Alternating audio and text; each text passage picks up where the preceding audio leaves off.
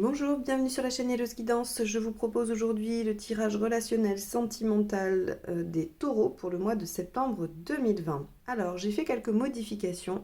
J'ai changé le tirage que j'ai moi-même créé et inventé, donc je vais vous le détailler au fur et à mesure.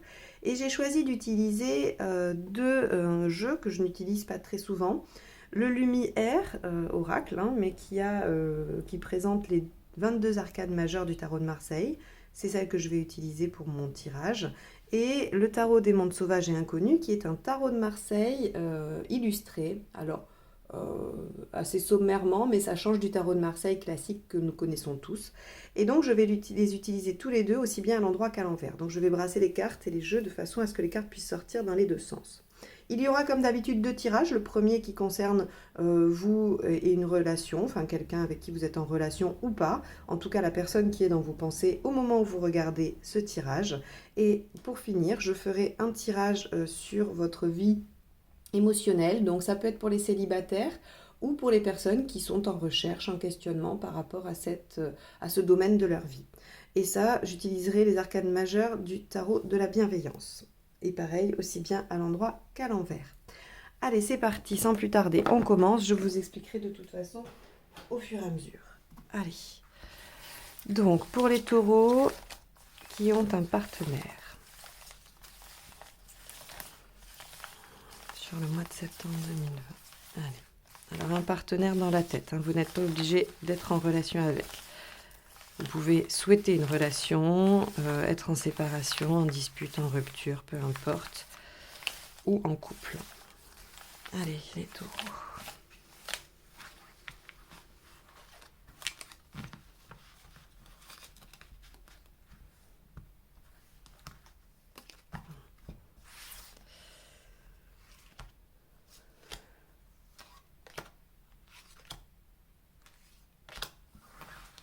Hop. Je les mets de côté, je brasse les autres. Alors ça, c'est le jeu entier, d'accord? Il n'y a pas que les arcades majeures, il y a les 78 cartes.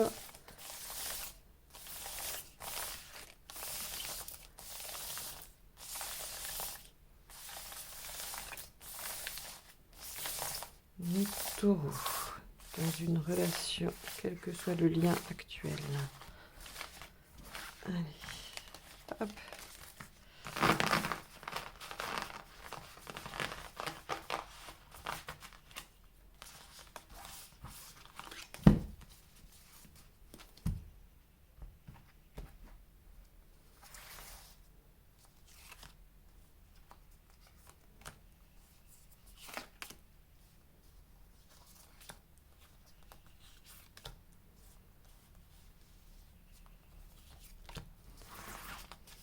Voilà. Alors, on y va. Ici, c'est l'état d'esprit de votre partenaire.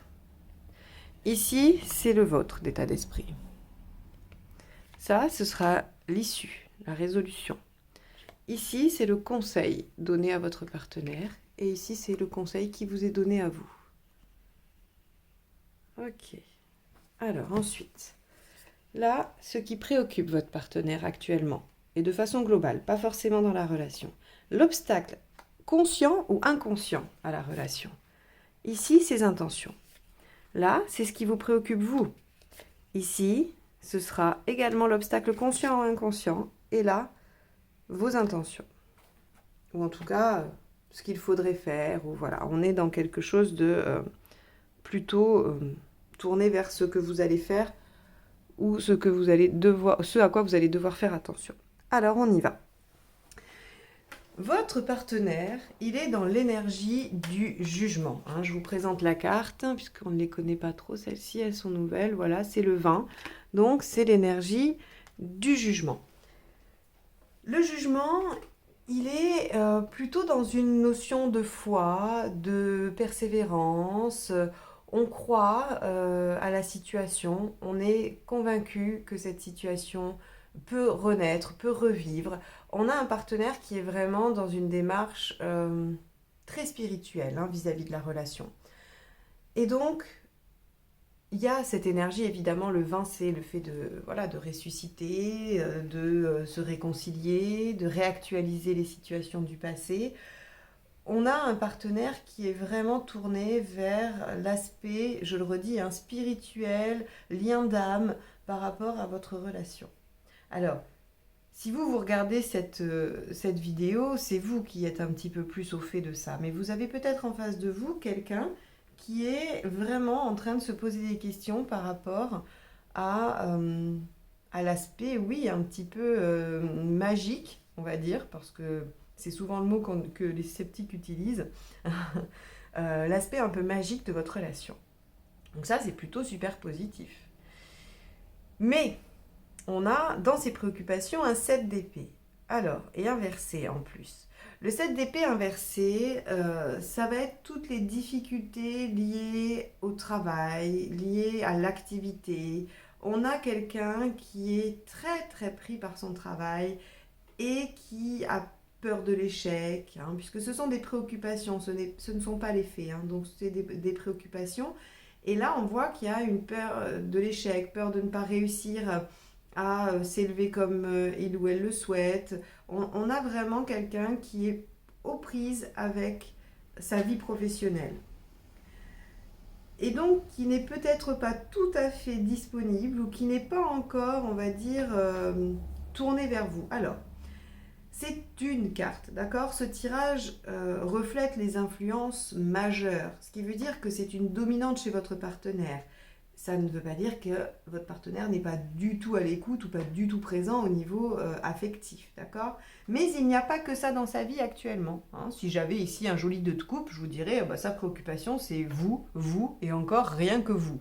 Là non, on voit que il est ou elle est très préoccupée par l'aspect professionnel de sa vie et que ça prend beaucoup de place. L'obstacle inconscient ou conscient, hein, à la relation, c'est le valet de Pentacle. Le valet de Pentacle va nous parler d'efforts, de préparation. On sait que,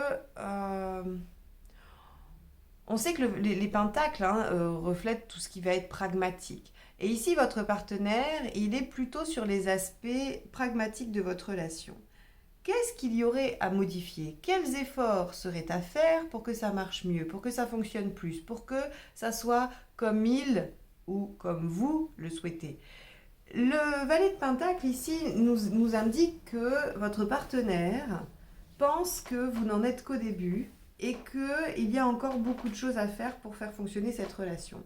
Alors deux choses, soit effectivement il y a des aspects pratiques à régler entre vous pour pouvoir vous épanouir dans cette relation, et auquel cas ce valet de Pentacle est justifié, ou bien ce sont sur votre façon d'être, sur ce que vous faites, ce que vous dites, comment vous réagissez. Et là, je vais être un peu plus mitigée, parce que si un partenaire vous demande de changer, c'est pas forcément tout à fait positif. Un partenaire doit vous accepter tel que vous êtes. S'il ne vous veut pas comme ça, il ne peut pas vous dire quand tu auras changé, je viendrai, je serai avec toi. Alors, j'entends déjà tous ceux qui travaillent sur des liens de flammes jumelles me dire bah oui, mais pourtant, quand on est en parcours de flammes jumelles, on change.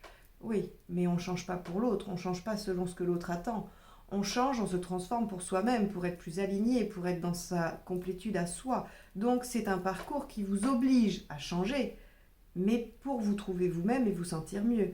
Là, ici, quand j'ai le valet de Pentacle dans les obstacles à la relation, j'ai cette notion d'un partenaire qui pense qu'il y a des efforts à faire. Alors encore une fois, je le redis, si ce sont effectivement des choses pragmatiques, peut-être que vous devez vous rapprocher parce que vous n'êtes pas dans la même région, peut-être que vous devez, je ne sais pas moi, vous organiser de façon pratique pour pouvoir vous voir davantage ou ce genre de choses.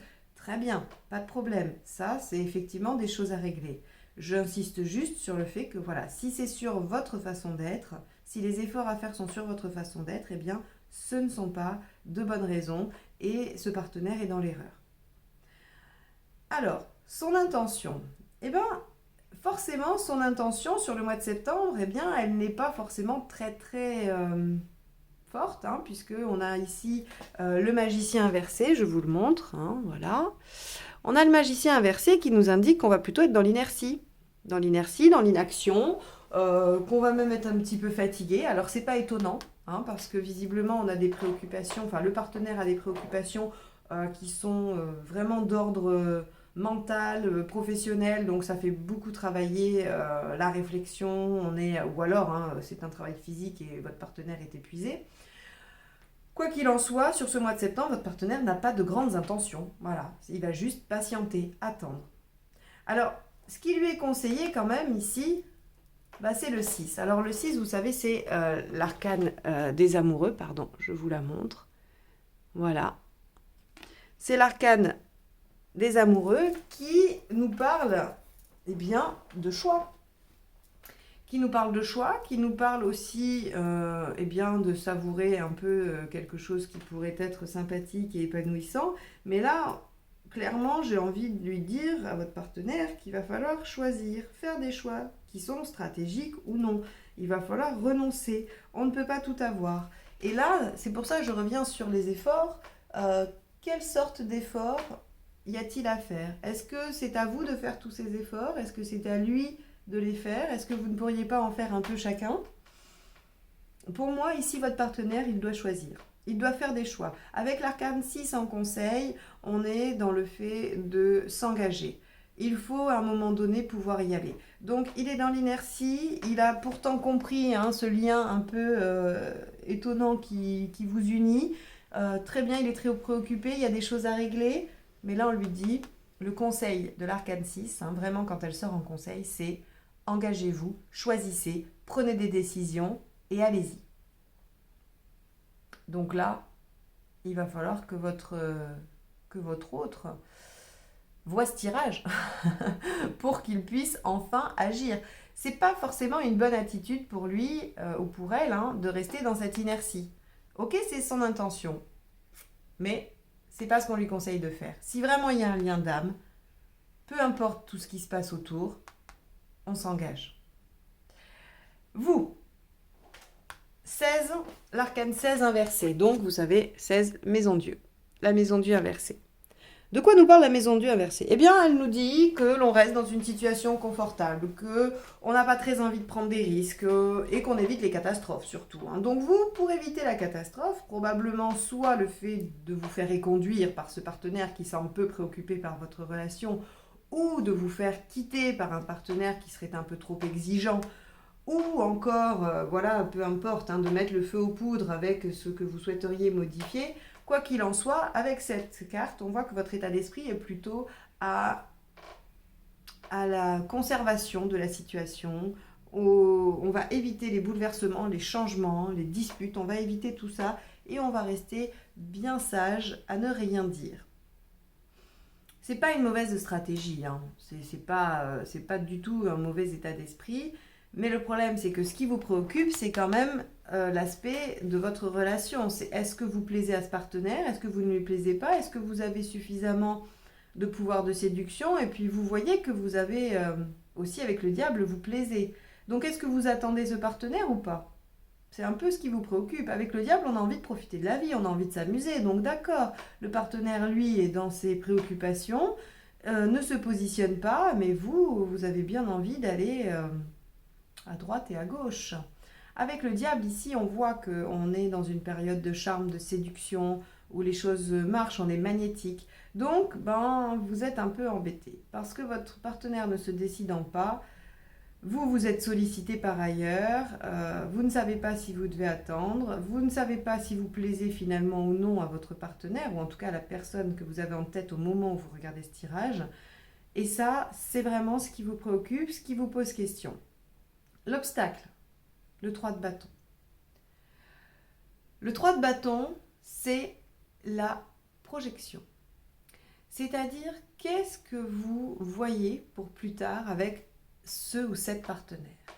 Peut-être que si ce partenaire n'arrive pas à se décider et reste dans l'inertie, c'est parce que vous ne vous projetez absolument pas. Qu'est-ce que représente ce partenaire? Qu'est-ce que vous voulez avec lui ou avec elle? Qu'est-ce que vous envisagez?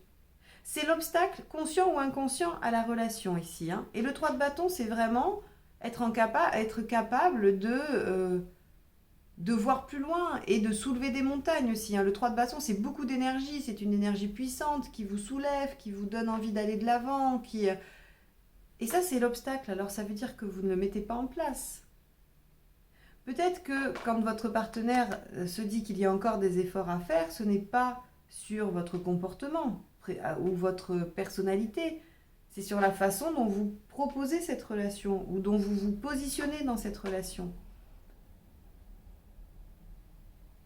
Il semblerait que vous ayez du mal à être dans autre chose que l'ici et le maintenant. Que souhaitez-vous sur le long terme? Projetez-vous.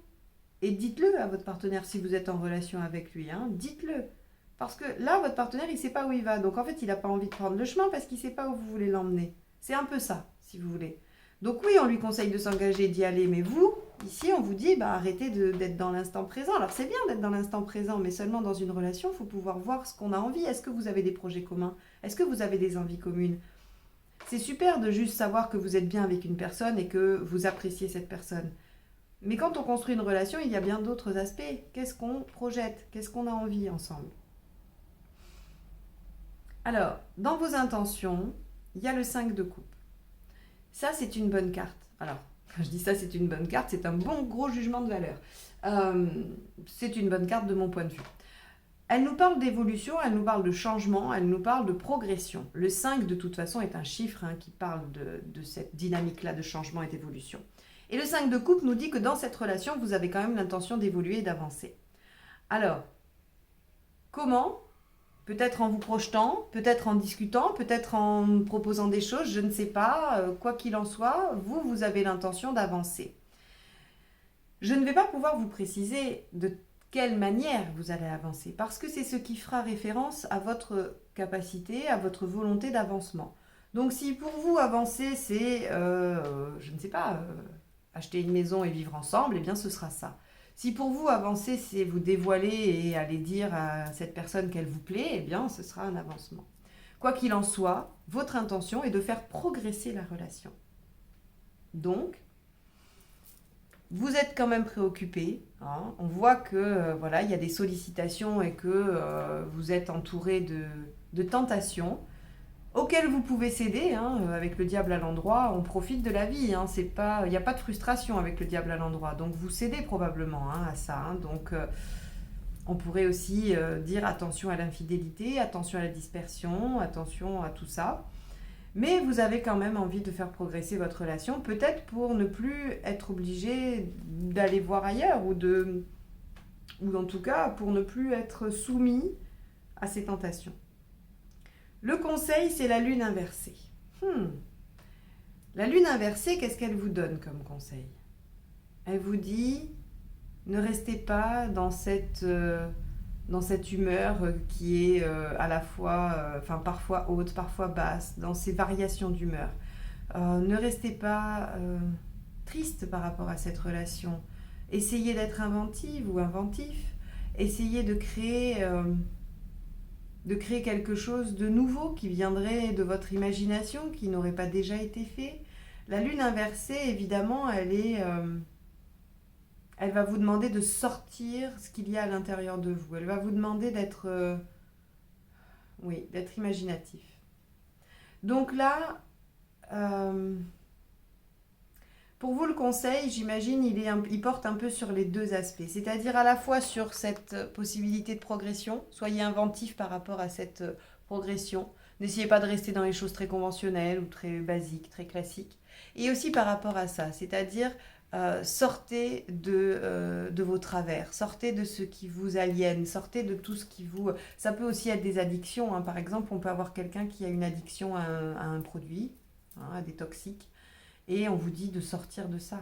Que ça aussi, c'est trop prégnant dans votre vie. Hein, et que ça empêche peut-être aussi de vous projeter dans une relation. Quoi qu'il en soit, la lune ici inversée vous parle réellement de votre côté trop pessimiste. Il va falloir opérer une remise en question. Il va falloir opérer une recherche intérieure. Bien. Alors les taureaux, on voit bien qu'il y a quand même une sacrée distorsion entre vous et le partenaire. Alors, L'issue, la résolution, la réponse, c'est 4, la carte de l'empereur. Eh bien, ça nous dit que on a quand même une certaine stabilité, d'accord, dans cette relation. C'est une relation qui ne peut pas voler en éclats comme ça, qui ne peut pas, qui n'est pas si fragile que ça finalement. Oui, on a un partenaire pas très présent, assez préoccupé, qui a du mal à se décider à s'engager et qui est dans l'inertie. Et vous qui êtes un petit peu en train de vous poser moult questions, d'aller voir à droite à gauche, ou en tout cas d'avoir beaucoup de mal à résister aux sollicitations à droite et à gauche. Pour autant, cette relation ne va pas voler en éclats tout de suite. Au mois de septembre, il n'y a pas forcément d'évolution. Alors, est-ce que vous décidez de faire une avancée sur la fin du mois de septembre et que ça va mettre un peu de temps à faire bouger les choses? Probablement, parce que avec l'empereur, on est vraiment sur quelque chose de stable, de pérenne, qui n'évolue pas forcément, mais qui est quand même assez consistant, hein. On n'est pas sur du blocage, attention, hein. Pour moi, c'est une relation qui est tellement ancrée, et je pense que c'est le côté, on va dire, un peu mystique de la relation, hein, qui fait ça. Peut-être que vous êtes connu dans d'autres vies, peut-être que vous avez un lien d'âme très fort qui fait que finalement, tout ce qui peut se passer dans la vie terrestre n'est pas très très important ou n'agit pas de façon violente sur le lien, mais sur la nature du lien, hein. Après, dans le quotidien, il y a forcément euh, des, euh, des effets, hein, qui sont plus ou moins forts pour vous, euh, voilà, selon la situation. En tout cas, pas de modification, pas de grande transformation pour vous pour ce mois-ci. Je pense que vous êtes assez empêtrés l'un et l'autre dans vos positionnements. C'est pourquoi ça ne peut pas bouger sur le mois de septembre. C'est trop court, un mois. Donc, essayez de voir comment vous pouvez régler un peu ça. Il serait bien que votre partenaire arrive à se décider à s'engager et à sortir de son inertie et un petit peu de ses préoccupations professionnelles. Quoi qu'il en soit, soyez rassurés, cette relation n'est pas mise en danger sur le mois de septembre. Voilà un peu la conclusion du tirage. Bon, alors, on va aller voir du côté de la vie émotionnelle et des célibataires ce qui se passe. Allez les taureaux, où en êtes-vous?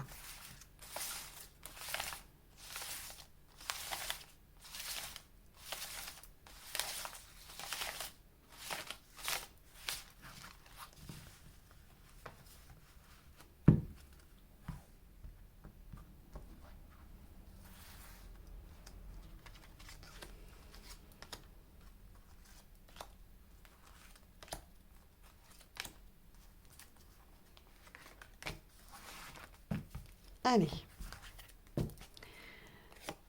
votre état d'esprit, où vous en êtes, ce que vous souhaitez, pourquoi vous n'y arrivez pas, ce qu'il faudrait faire pour y arriver, l'issue à court terme et à plus long terme.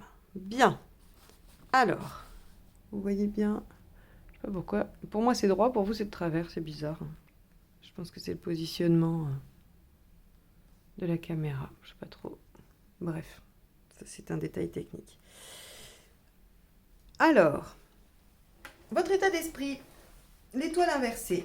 Bien, vous avez une petite perte d'espoir, hein. Vous vous dites, pouh là là, c'est dur, mais il faut se battre. Vous avez quand même envie de vous battre. Vous avez quand même cette... vous vous dites, si le ciel ne m'aidera pas, je vais le faire moi-même. En gros, c'est un petit peu ça.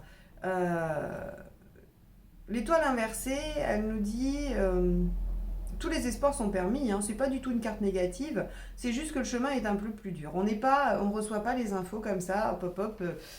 Vous savez, hein, toutes ces synchronicités où on se pose une question, puis hop, on tourne la tête et là, il y a une publicité sur le bord de la route qui répond pile poil à votre question.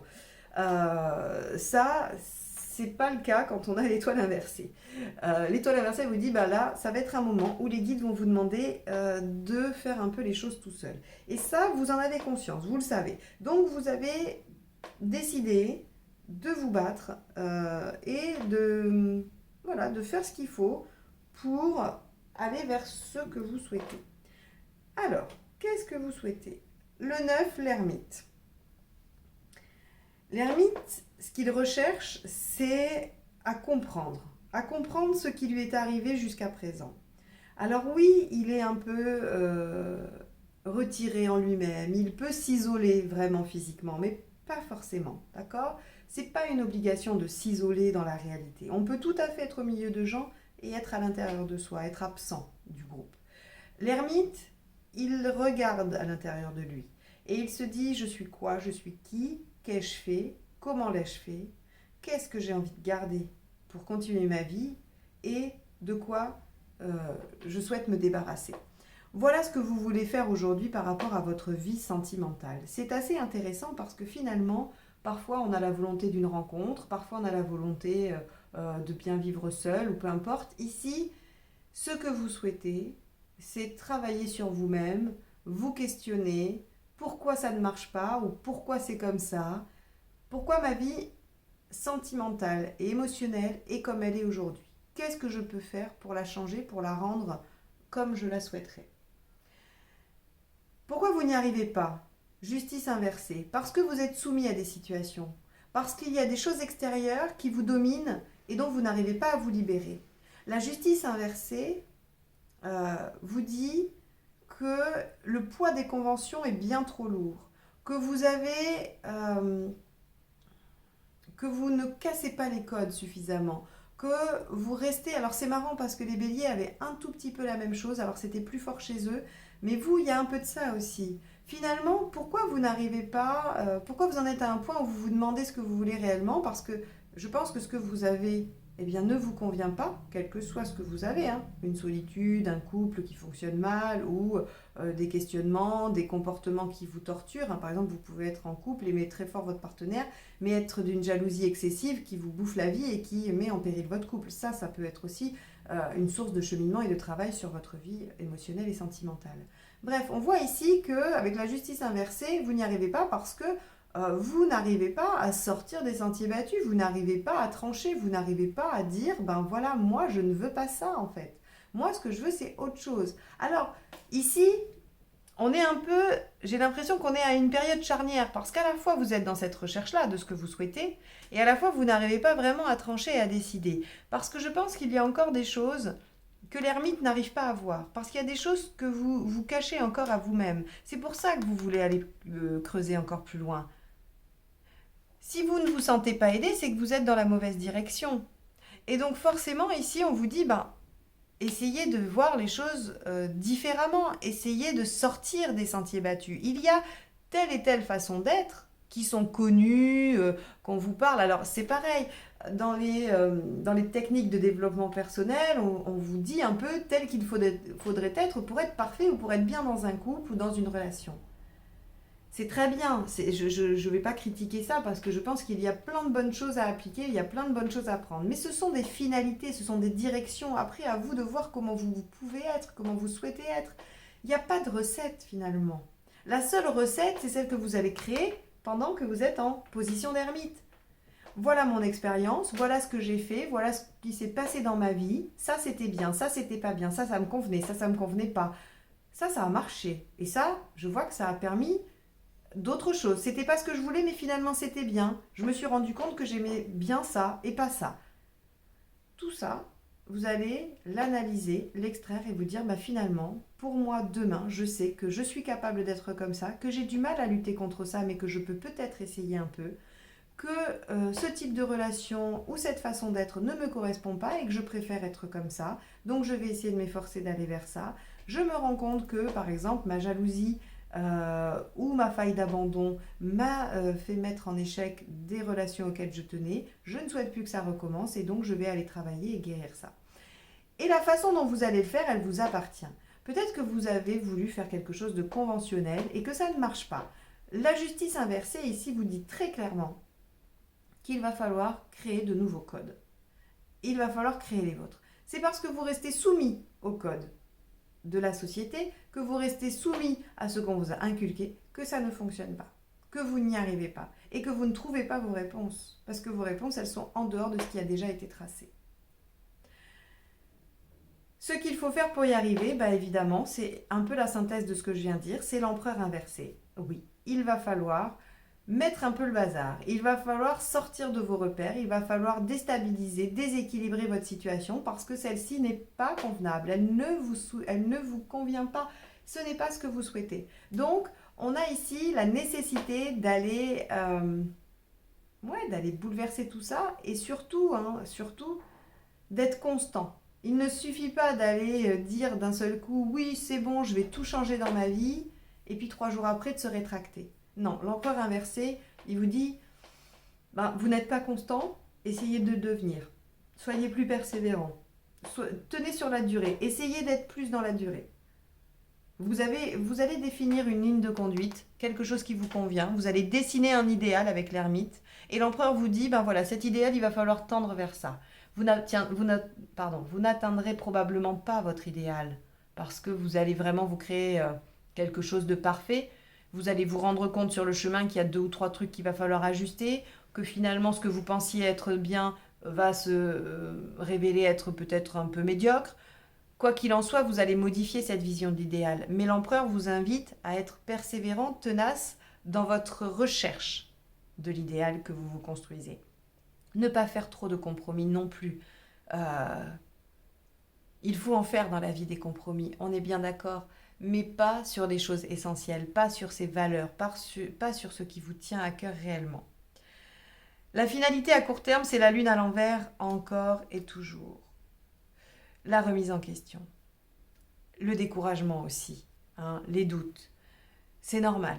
Quand on change tout, quand on essaye d'aller vers ce en quoi on croit, vers ce qu'il y a à l'intérieur de nous, le mental vient sans cesse vous faire douter, vient sans cesse vous dire mais ce n'est pas ça qu'il faut, ce n'est pas ça qu'on t'a inculqué depuis tout petit, ce n'est pas ce que la société attend de toi. Et donc ça vous met le doute et ça vous plonge parfois dans la mélancolie, dans la tristesse. Ne vous laissez pas happer par ça. Ce seront des passages logiques et normaux puisque vous allez casser les codes, mettre un peu de bazar dans votre vie. Donc forcément, ça va venir vous remuer. D'accord ? Mais regardez. Ici, à long terme, on a la carte 20. La carte 20, c'est le jugement. D'accord ? Le jugement, elle a 2 aspects, même bien plus que 2 aspects. Elle nous dit que finalement, on va aller vers une plus grande richesse spirituelle, on va aller vers un appel de nous-mêmes, vers une communion avec son âme, on va aller vers sa renaissance, vers la réconciliation avec soi. On va pouvoir se réaliser comme on le souhaite, dans les, on va dire, dans les projets que l'on a, qu'ils soient, alors là c'est affectif, mais peu importe, j'ai envie de dire que ça va forcément avoir un impact dans tous les domaines de votre vie. Et on a avec le jugement ce côté, oui, de réconciliation avec soi-même, de renaissance. Les choses qui étaient mortes revivent. Donc c'est valable pour des relations, mais c'est valable aussi pour vos espoirs, vos rêves, ce qu'il y a en vous. On peut aussi guérir de ses blessures, puisque lorsqu'on ressuscite, c'est quand même la plus grosse guérison qui existe, puisque d'ailleurs la seule qui, dans les corps réels aujourd'hui, n'est pas possible. Ressusciter, guérir de la mort, c'est quand même le Graal, c'est le truc absolu, c'est la recherche de l'humain. Ici, on vous le propose symboliquement, on vous le propose au travers de la renaissance de votre âme, de ce que vous êtes à l'intérieur. Et ça, c'est très très beau.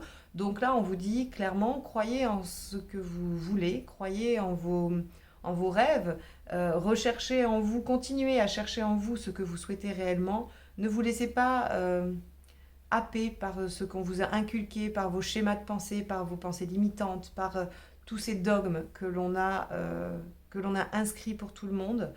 Allez vers ce qui vous plaît, même si ça vous déstabilise et vous met dans une situation un peu complexe au départ, vous allez quand même vers une carte qui est magnifique, qui est la renaissance presque totale. Donc, c'est un très beau tirage pour vous les taureaux qui vous invite à continuer à poursuivre votre recherche, à poursuivre le travail que vous faites et à sortir vraiment des sentiers battus. Si ce tirage vous a aidé, éclairé, n'hésitez pas à le liker, le commenter, le partager. Si vous n'êtes pas encore abonné, je vous laisse le faire en cliquant sur le petit bouton qu'il y a sur la vidéo, sur l'écran ou juste en dessous. Et si vous souhaitez une guidance personnalisée, vous avez mon mail juste en dessous dans la barre d'information de la vidéo. Je vous remercie de m'avoir écouté jusque-là. Je vous souhaite un excellent mois de septembre et je vous dis à très bientôt pour de nouvelles guidances. Au revoir.